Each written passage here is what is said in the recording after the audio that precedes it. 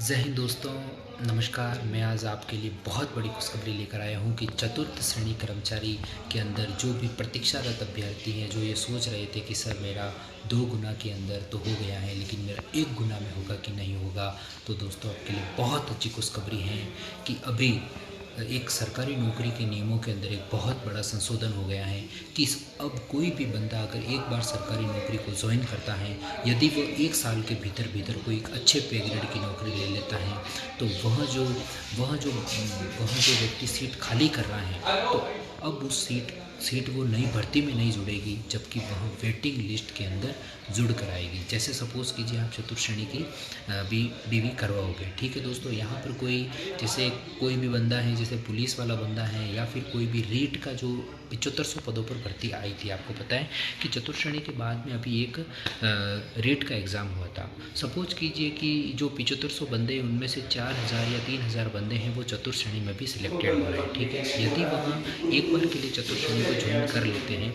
लेकिन उनका रीट में चयन हो जाता है, तो वह चतुर्थ श्रेणी सीट को क्या कर देंगे, वैकेंट कर देंगे। मतलब एक बार के लिए ज्वाइन तो करेंगे लेकिन उसको क्या करेंगे, वहाँ छोड़ देंगे। तो छोड़ते ही क्या आएगी, वेटिंग लिस्ट। पहले क्या होता था, यदि आप सीट को छोड़ते थे तो वह अगली भर्ती में ऐड हो जाती थी। अब क्या होगा, 1 साल तक यदि वो सीट छोड़ता है तो वह वेटिंग लिस्ट आएगी। तो दोस्तों आपको चतुर्थ श्रेणी के अंदर बहुत बड़ी एक वेटिंग लिस्ट आने की बहुत बड़ा आसार, अभी रास्ता खुल गया है।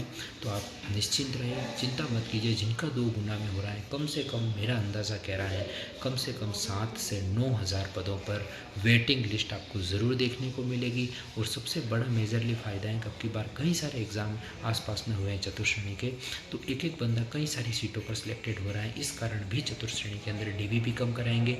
उसके बाद में 1.5 गुना इतने लोग रहेंगे, 1.5 गुना या फिर 1.3 गुना लोग रहेंगे। उसमें भी कई सारे रीट में चले जाएंगे, अदर भर्तियों में सिलेक्शन हो जाएंगे।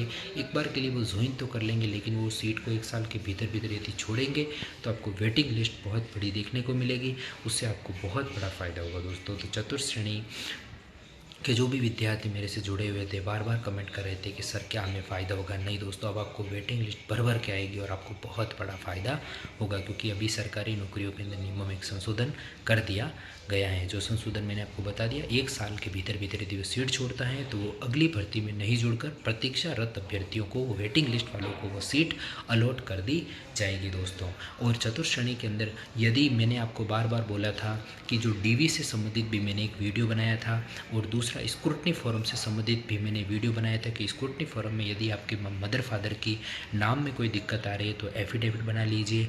और अदर भी मैंने लाइव पर आकर भी आपको, तो ज़रूर जाकर आप स्क्रूटनी फॉर्म वाले वीडियो को भी देख लीजिएगा। और यदि आपको डीवी से संबंधित भी कोई जानकारी चाहिए तो ज़रूर आप नीचे हमारे यूट्यूब के नीचे कमेंट करना, लाइक करना, ताकि मैं उस कमेंट का आपको उत्तर दे सकूँ। डीवी से संबंधित भी कोई आपको क्यूरी हो। वैसे आप सभी जो भी आपने फॉर्म भरते समय जो डॉक्यूमेंट आपने लगाए थे वो सारे डॉक्यूमेंट आप ओरिजिनल और उसकी 2-2 फोटोकॉपी साथ में रखना दोस्तों। और आगे भी आपको कोई भी अगर दिक्कत हो तो ज़रूर मुझसे पूछना।